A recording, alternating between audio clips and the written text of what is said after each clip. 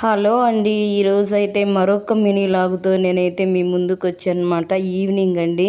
ఇక్కడ టీ అయితే చేశానమాట. అల్లం టీ అయితే చేశానండి నాకు మా వారి కోసం అని చెప్పేసి.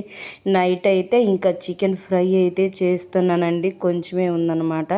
నిన్న చికెన్ తెచ్చినప్పుడు కొంచెం కర్రీ చేసి మిగతా ఎక్స్ట్రా ఉంటే ఫ్రిడ్జ్లో పెట్టి ఇప్పుడైతే చికెన్ ఫ్రై అయితే చేశానండి. ఇంకా పూరీలు కూడా చేశానమాట. పూరీ కూర అయితే చేశానండి.